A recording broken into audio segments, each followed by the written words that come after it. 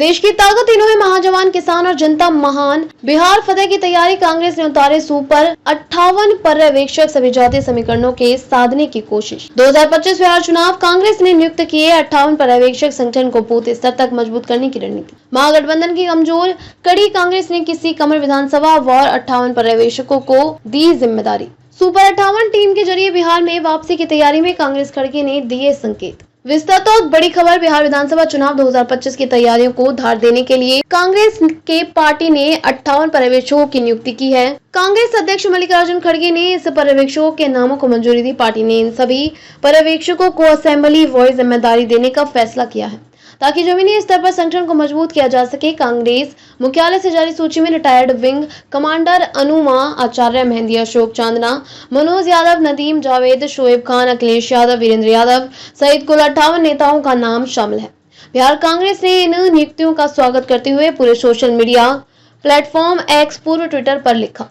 माननीय कांग्रेस अध्यक्ष श्री मल्लिकार्जुन खड़गे जी ने बिहार में आगामी विधानसभा चुनावों के लिए निम्नलिखित पार्टी पदाधिकारियों को एआईसीसी पर्यवेक्षकों के रूप में नियुक्ति करने के प्रस्ताव को तत्काल प्रभाव से मंजूरी दे दी है। आप सभी सम्मानित साथियों को बिहार कांग्रेस परिवार की ओर से हार्दिक बधाइयां और शुभकामनाएं। पिछले प्रदर्शन से 2020 के बिहार विधानसभा चुनाव में महागठबंधन सत्ता से बाहर हो गया था। तब आरजेडी ने 144 सीटों पर चुनाव लड़ा और 75 सीटें जीती। कांग्रेस ने 70 सीटों पर उम्मीदवार उतारे थे, लेकिन मात्र 19 सीटों पर जीत दर्ज कर पाई। वहीं गठबंधन की तीसरी सहयोगी भाकपा माले लिबरेशन ने 19 में से 12 सीटें जीती। कांग्रेस के कमजोर प्रदर्शन को लेकर तब सहयोगी दलों में भी असंतोष था। यही कारण है कि इस बार कांग्रेस कोई कसर नहीं छोड़ना चाहती।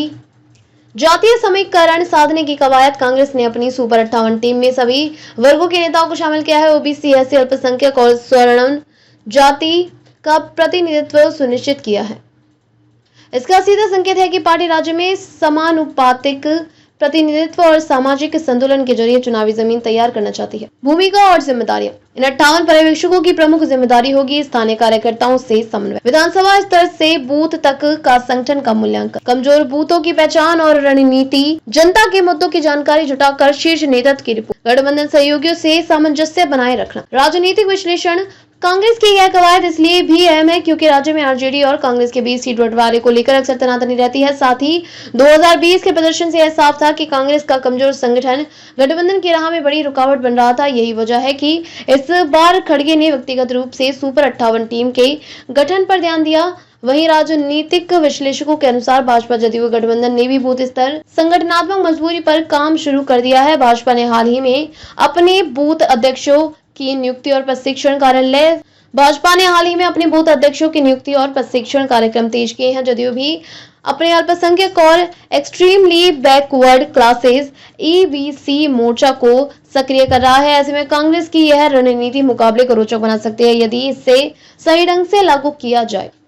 आगे की रणनीति, सूत्रों के अनुसार कांग्रेस अगले महीने इन पर्यवेक्षकों को जिला बार बैठकों और प्रशिक्षण शिविर आयोजन करेगी। इसके बाद जनसंवाद यात्रा शुरू करने की योजना है ताकि संगठन को और मतदाताओं के बीच सीधे संवाद को बढ़ाया जा सके।